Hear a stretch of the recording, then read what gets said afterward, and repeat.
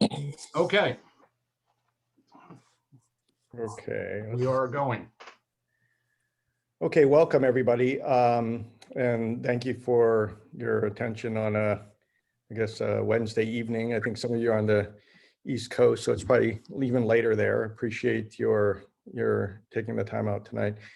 As Mark mentioned in his introduction, this is our 10th year of hosting acoustic neuroma patient support groups here at Stanford, and Mark has been here from day one. Mark, I just want to say thank you for all your support for all these years and everything that you've done for other patients. I know you've gone way out of your way to help others with this diagnosis. So thank you formally.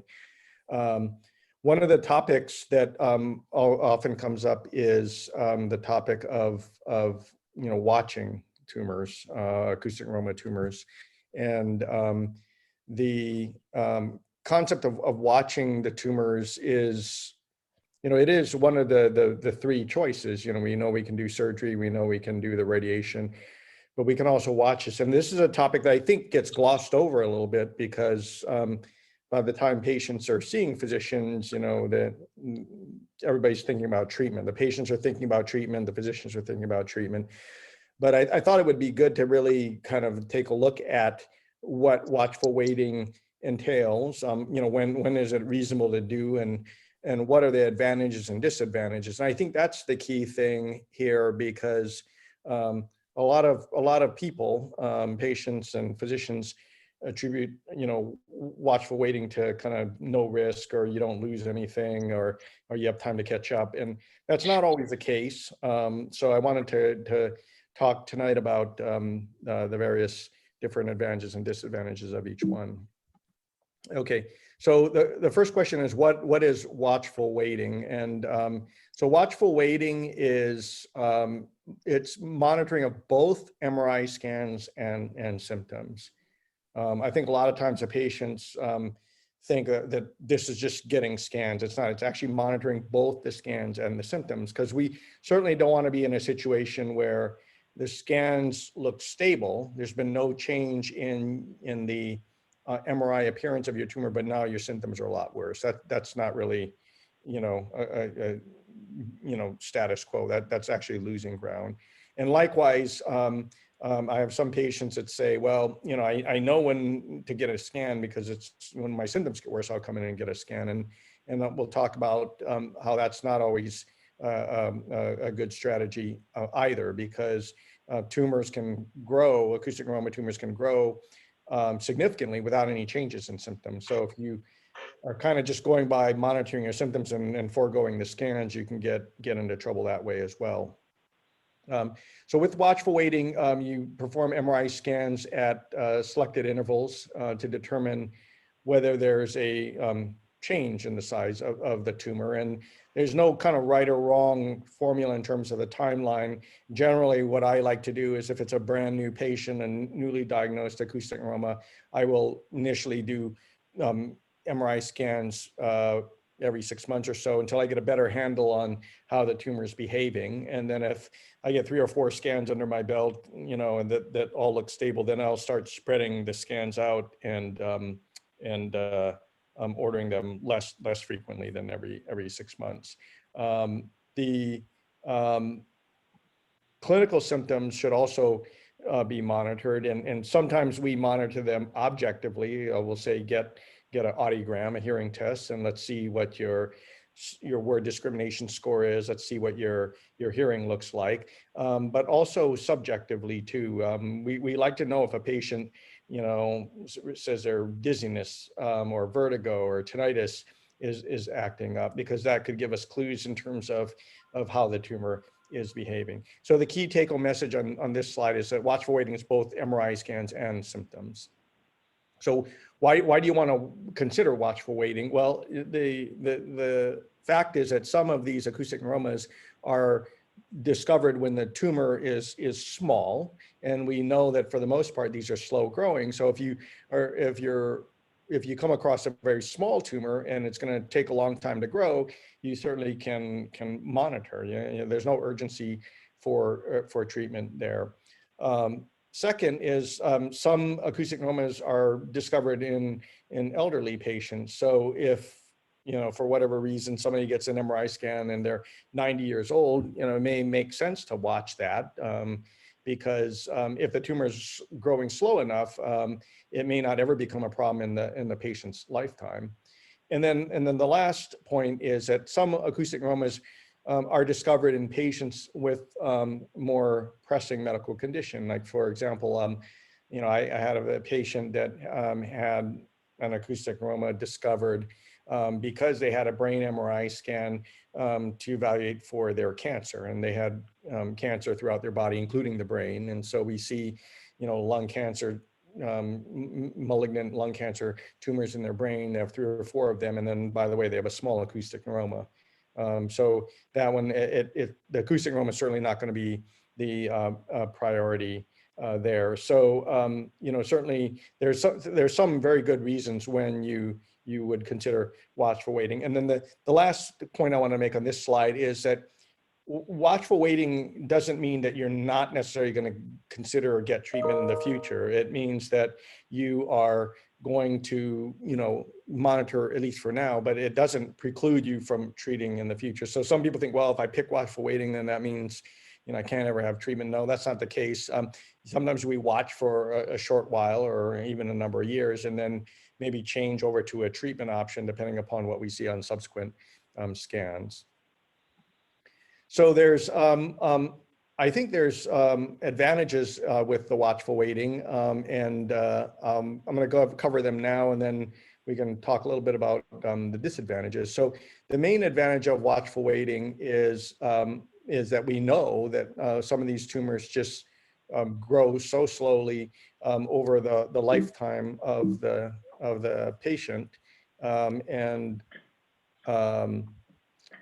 that there are cohorts of patients with acoustic neuromas that never end up having treatment. I have some patients like this that I've monitored for many years, and they come in with a 7mm acoustic neuroma, and then years later we're still looking at a 7mm acoustic neuroma.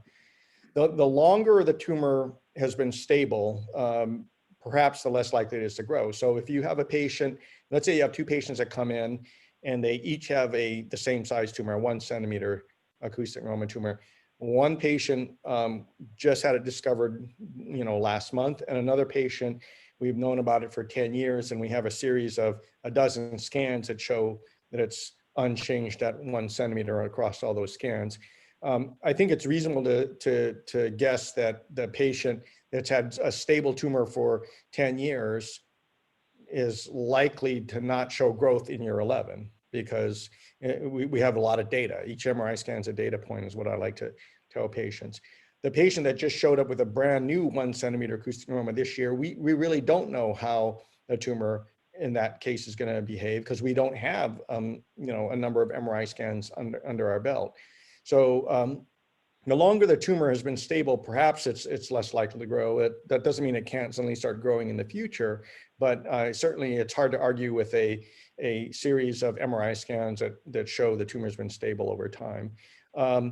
Certainly the older a patient is, the less period of time they have in their remaining lifetime for the tumor to grow. There's been some debate about whether or not acoustic neuromas in older patients just grow more slowly than they do in younger patients. I'm not sure there's really a lot of solid data on that, but that topic has been raised.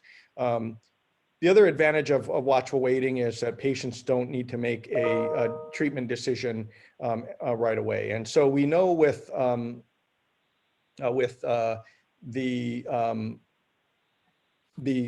when you're first diagnosed with acoustic neuroma, some of you I know have been more recently diagnosed, and some may have been diagnosed a while, but if you kind of think back to the first week or month or so after you were diagnosed with an acoustic neuroma, you've probably been overwhelmed with data and information and anxiety. And certainly with watchful waiting, it affords you the option to collect more information and think about the different various treatment options, get various different opinions, because you're not committing to a treatment up front.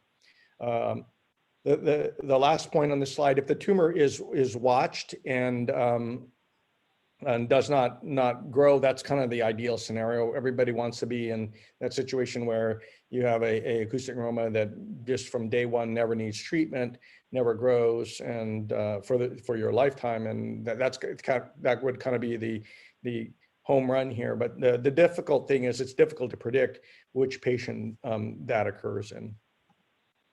So in terms of the disadvantages of watchful waiting, we know that the progression of clinical symptoms does not necessarily match the growth of the tumor. And we know this is the case because we have some patients that are very symptomatic and their MRI scan shows a tiny acoustic neuroma.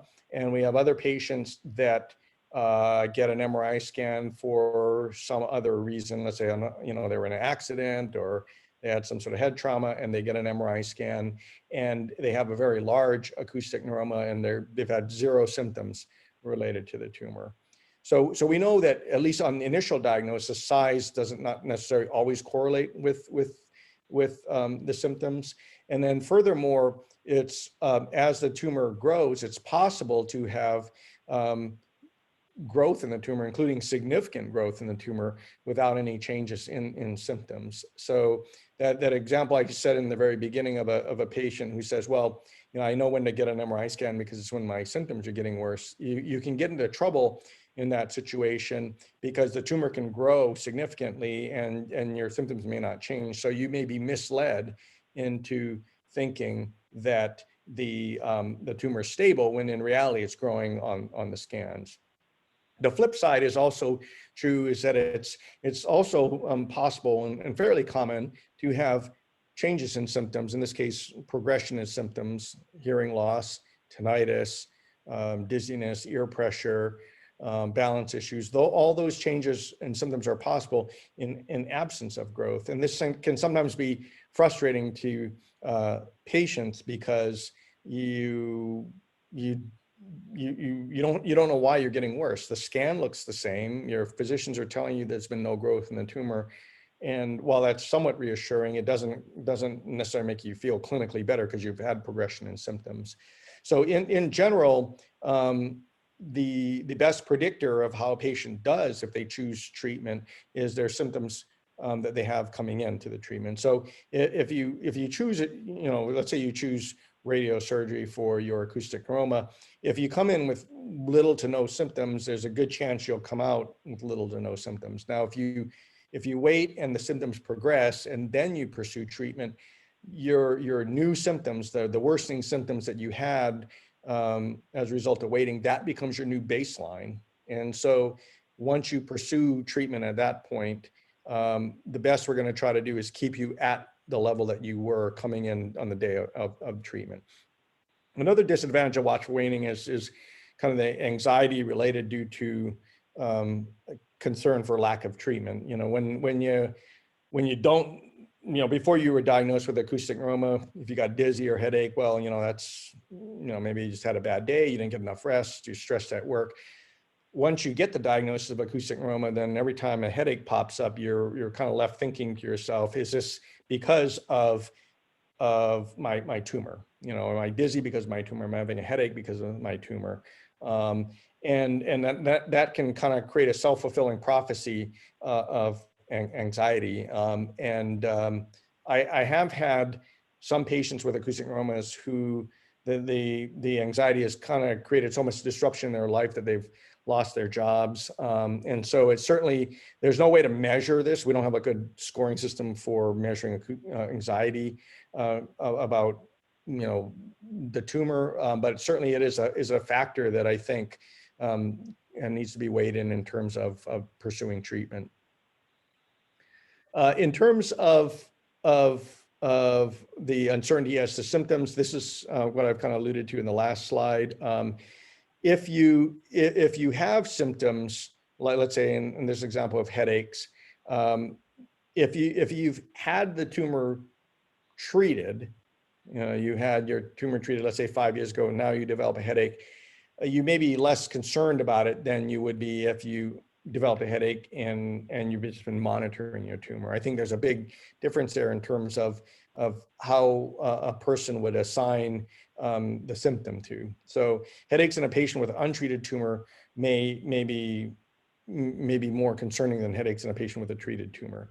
And then the other disadvantage of the watchful waiting is this concept of how frequently should an MRI scan be obtained. And there's kind of two issues. One is really not too much of a concern for a patient because this is, MRI scans are typically covered by insurance. So other than the deductible and the co-pays, the cost of the MRI scans are not necessarily that prohibitive to the patient. But it is a factor that over time, adds up and contributes to the cost of healthcare. The other issue that often comes up is the use of the contrast. So we know that with MRI scans that the acoustic neuroma tumors light up with the contrast dye. They brightly enhance, meaning they look white among a field of grayish black brain and skull material. So when you get the contrast, it's very easy to see the tumor. Now the contrast is a gadolinium compound. Gadolinium, if any of you remember all the way back to high school chemistry class, gadolinium is an element on the periodic table. So it's like zinc, it's copper, it's an element in the periodic table. And so when you get a contrast, they're injecting this gadolinium compound. So they're injecting this element into your body, and the gadolinium lights up the tumor. That's why it's injected. But your body flushes out the gadolinium through the kidney function. And those of you that are typically older than 60 or 65 may recall that your physician may be ordering a blood test before you get your MRI scan. And essentially what they're doing is they're monitoring to make sure your kidney function is healthy. So when you get the gadolinium dye, your body can flush it out. There's been some concern over time as to what happens if you get repeated contrast injections. Does the gadolinium build up in your tissue over time? And there's unclear data. MRIs have been around now for 40 years or so. So there's really not a lot of data about whether if someone had 100 MRI scans, what the gadolinium would do. What we do know is that there's small traces of gadolinium buildup in the tissue over time, including your brain tissue. And gadolinium injects, it goes everywhere in your body. So some patients have a concern about this repeated contrast injections. What I typically do is once a patient has been diagnosed with acoustic neuroma and we have several scans that clearly show the size and shape of the tumor, if I can see it on the non-contrast sequences, when you get a contrast MRI, you get the MRI, they give you the non-contrast part first, and then at the very end, they give you the contrast dye. So we have non-contrast sequences that we can use. And if I can see the tumor shape and size clearly on non-contrast MRI scans, then I often switch the patient to just non-contrast MRI scans once I have the first one or two MRI scans with contrast that document the tumor. I want to talk a little bit more about, so I talked about chemistry class in high school with the gadolinium. Now I'm going to talk about geometry class. So with acoustic neuroma tumors, we're gonna assume for the sake of simplicity here that the acoustic neuroma tumors are round, like a round ball or sphere. And I want to talk about this to show how the size of the tumor can kind of sneak up on you when you're in the watch and wait mode if you're not careful.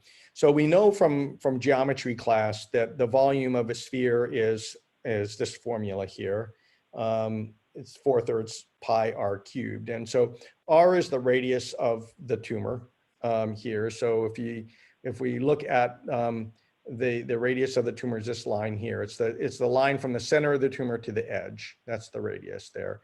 So according to the volume, which is the three-dimensional space within this ball here, the volume increases as the cube root of the radius here. So if the radius doubles, so if R is 2, then the volume goes up by much more than 2. It goes up by 2 times 2 times 2. So why is this important? This is important because patients look at the tumor measurements on the MRI scan. And what they're really looking at is they're looking at the R, the linear dimension there. So when we say your acoustic neuroma is 2 centimeters, we're talking about the R, the radius or the diameter, which are proportional to one another. It's a linear dimension. We're not talking about a 3-dimensional volume. So here's again the formula. And if you look down at the bottom, I started with a 1 centimeter diameter tumor. And when we punch that into this formula here, we get roughly a volume of 4 cubic centimeters. But look what happens when the diameter increases and what happens to the volume of the tumor. So by going from 1 centimeter to 1.3 centimeter in diameter, the volume doubles from 4 to 8. And then once you start having a doubling of the diameter from 1 centimeter to 2 centimeters, so we go from 1 to 2 here, the volume went up 8-fold. And then if you go from 1 centimeter diameter to 3 centimeter diameter, the volume went up 27-fold.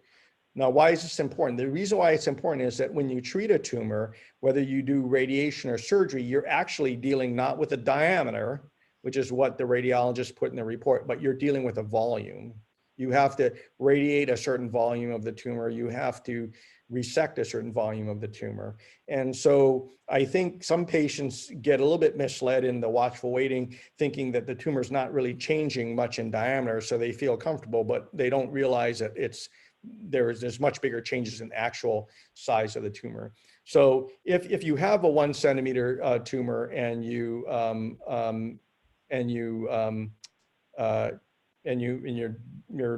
next scan shows that it went from 1 to maybe just 1.2 centimeter, there's 2 ways to look at it. First is, well, it only grew by 2 millimeters.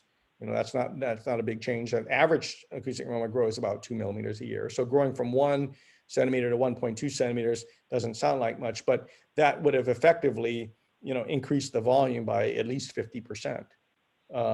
And certainly, when in the watch and wait mode, it's not uncommon for tumors to gradually each year increase by 1 or 2 millimeters. And so over the course of 3 or 4 years, you're going to start to see a going from 1 centimeter to 2 centimeters slowly over time. And you can see how that translates to a big increase in volume. So the point here is that the size changes more significantly than one would expect by just looking at the radiology reports on your MRI scan.